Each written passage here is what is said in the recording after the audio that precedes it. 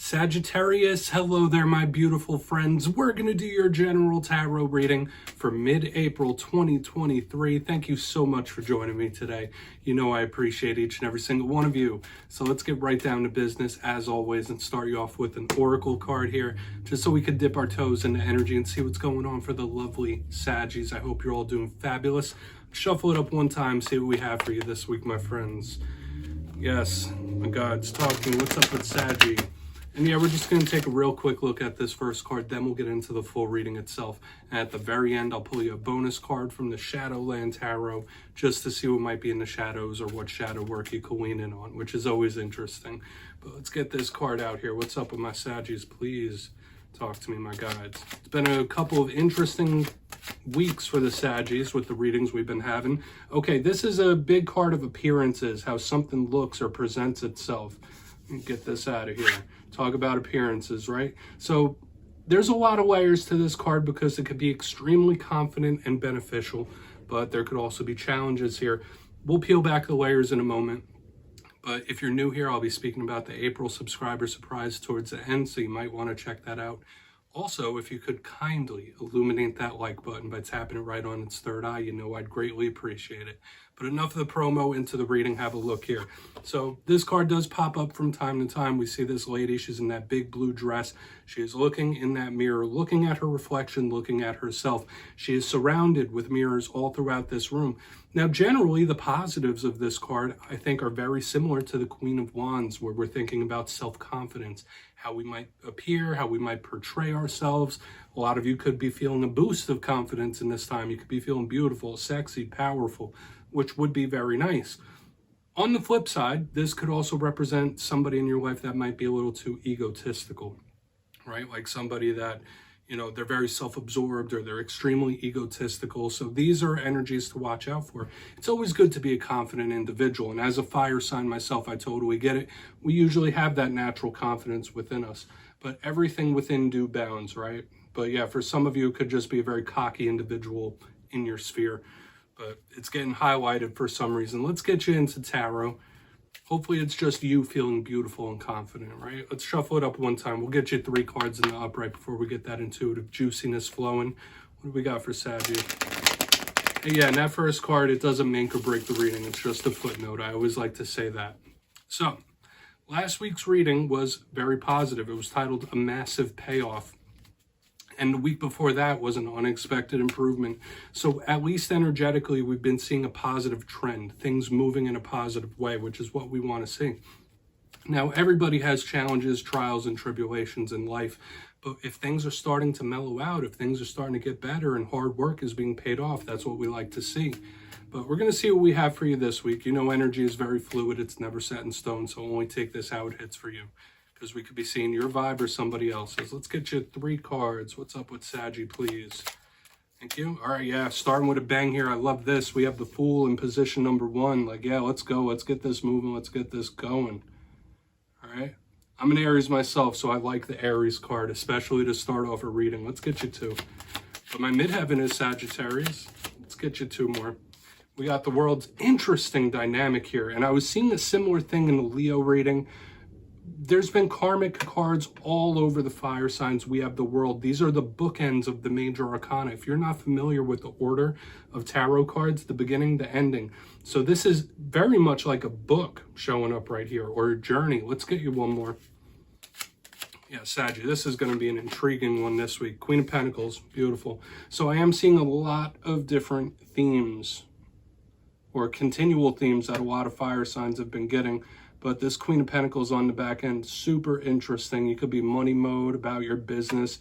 I like it. That could be a big card of blessings.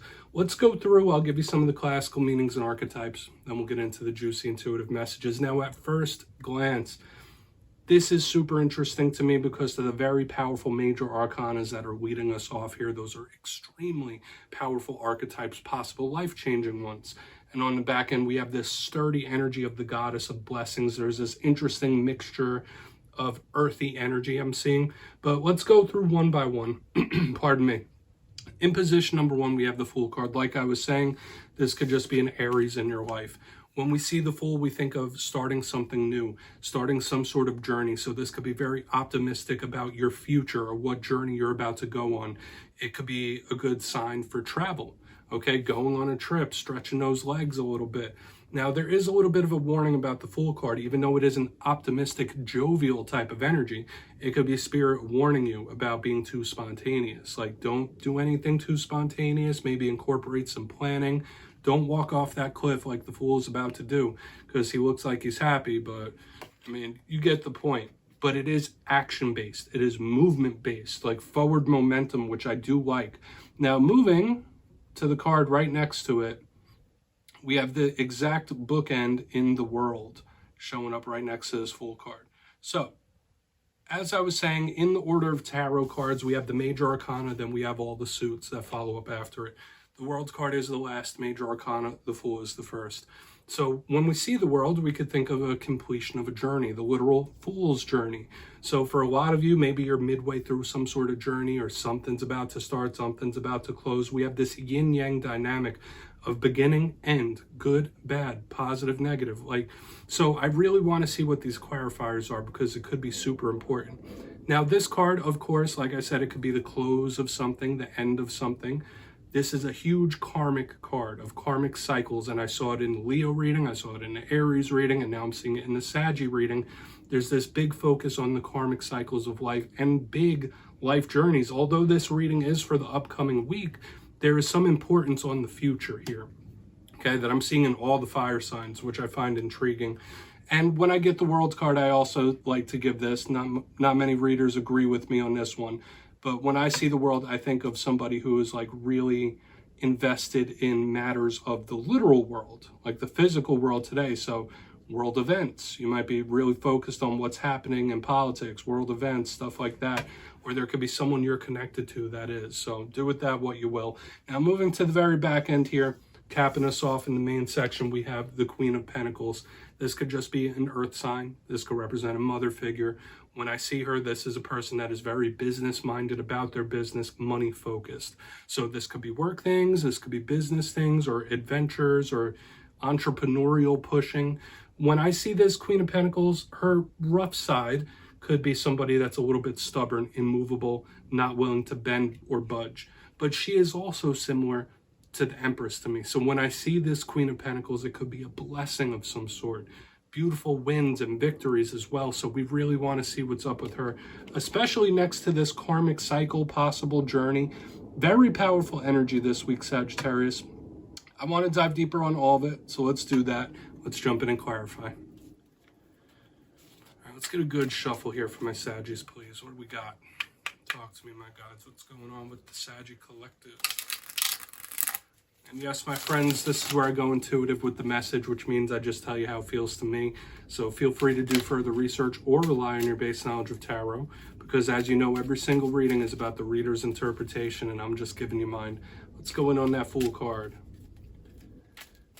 And yes, if you're a reader yourself, please feel free to play along. That's why the box is here. If you're feeling any messages that you want to give to Saggy, you could drop it in the comments. I don't mind. Okay, Fool time. Why is the Fool here? What's this action? What's this beginning? What's this action about? Thank you. Queen of Swords. Okay, this is extremely determined. Okay, and there could be something, especially if you're in a new cycle of life, like there is planning that needs to be involved, because remember I said the Fool could be spontaneous. The Queen of Swords is like a tactician, a planner. She is also serious. So if there are certain warning signs that pop up throughout this reading, I would take them seriously. I'm not going to go that route just yet. But whenever she shows up, I think of someone that's stern, shrewd, no nonsense, no BS.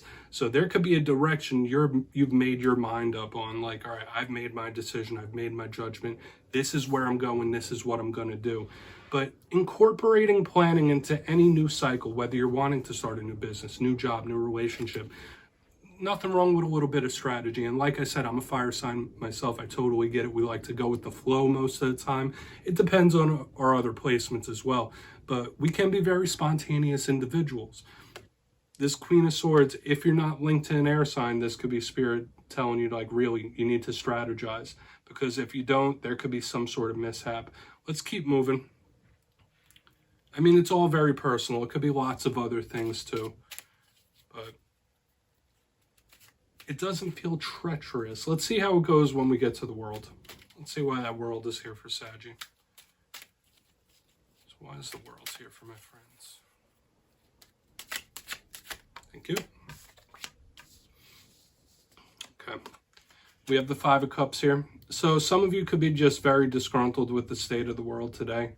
Like what's happening, how people treat each other, what's going on, or you might feel sometimes like the world is just losing its damn mind when we have the Five of Cups underneath this world. This could also represent somebody who is going through a grieving process of some sort, where there could be some sort of closeout, some sort of ending where it's like, damn, I wish it didn't have to happen like that. I wish it didn't go down like that. I wish it would have ended in some different type of way. Those are the two main things I'm feeling here, because we have the Five of Cups, the River of Tears.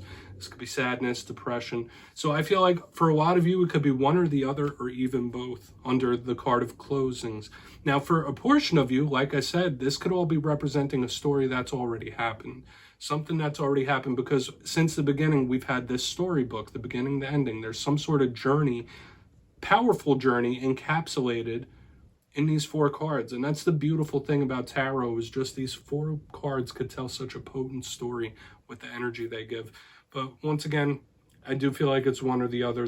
Like there could be certain things happening in the world today. You might just be sick of it, or it just like, there's something bothering right here, if it's not somebody going through a grieving process. So like I said, one or the other, maybe even both. Let's go in on that Queen of Pentacles, then we'll go through and do a quick recap before we get into the shadow card. I do feel like for a lot of you, this is something that's already happened, right? Like I wish it didn't go down like that. It could have went down a different way. Coulda, woulda, shoulda type of energy. All right, this is reassurance on the back end now. So especially if you're grieving, if you've been through an ending of some sort recently, the Seven of Cups in the upright underneath this Queen of Pentacles, we're ending with the energy of blessings and paths and routes to go. Some of you might feel like your options might be limited, or the paths that you could go down, or the things you can explore might be a little limited. I'm here to tell you that's not the case. With the Queen of Pentacles and the Seven of Cups in the upright, this is beautiful. We're mixing water and earth here.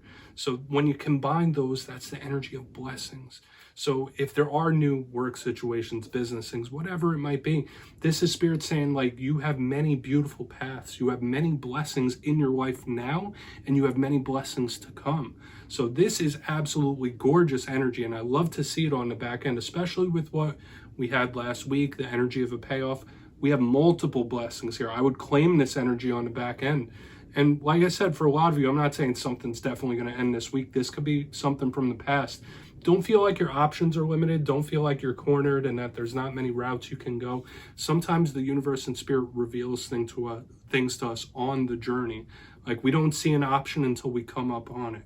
So good way to end this with this blessing energy of options and just beautiful things coming in that you either have now or you will have soon. Okay, so many options, so many paths. Claim that energy for sure. But let's go through and do a quick recap before we get into the shadow card. Interesting dynamics at play, because we have this karmic energy, the beginning, ending, storybook type of energy I saw since the very start. But in position number one, we have the Fool card with the Queen of Swords in the upright. Incorporating planning into any new phase of life should not be frowned upon in this time. Sure, this could represent something with an air sign that you're connected to. But when I see the Fool with the Queen of Swords, they're kind of opposite. Whereas the Fool is spontaneous, she is a planner. So there might be something that you really need to plan or get serious about. Like this could be Spirit saying, like, seriously, don't be spontaneous. Like you need to just be diligent about something. Maybe pump the brakes even. Moving to the center, we have the World with the Five of Cups. Two main messages were popping up to me. First, I was feeling like somebody could possibly be grieving, sad, down in the dumps, grieving over some sort of cycle closing or an ending. Like it is a tough ending right here in the center.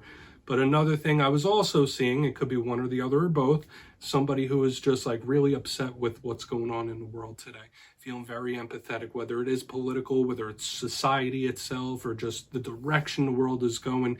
It might feel very overwhelming to a lot of you in this time. So like the world itself could disgruntle you. You might need to get away, or you might want to go live out in the woods or something. On the very back end, we have the Queen of Pentacles with the Seven of Cups in the upright. This is more reassurance right here on the back end that you have many blessings and that you will continue to have many options and blessings in your life.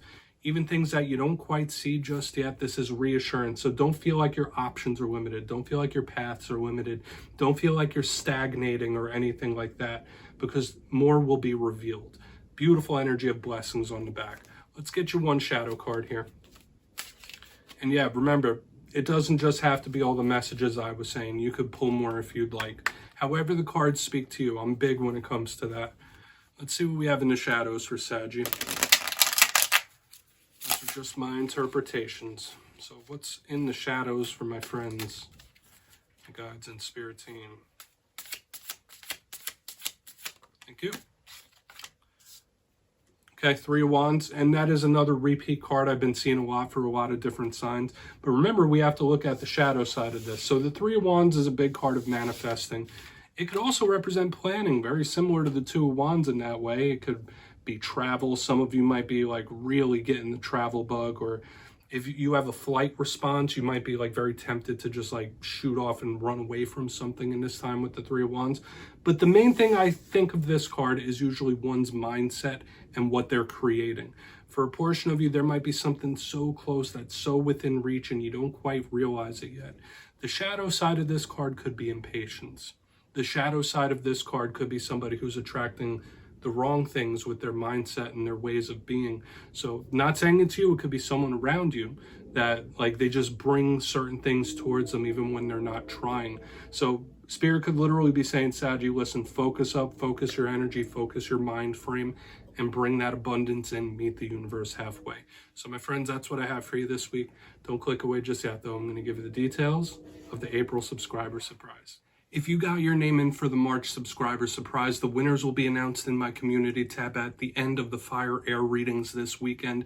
But for April, I'll be running it back and giving away 2 copies of the beautiful Tarot of the Owls. It's a brand new deck and it's a lot of fun to work with. So if you'd like to get your name in for this, it's 2 simple things as always, my friends. First, you must be subscribed. And second, let me know down in the comments, out of all the cards in this week's reading, which ones spoke to you most. You'll be entered to win. And at the end of April, I'll put the winners in my community tab. As always, my friends, much love, and I'll see you next time.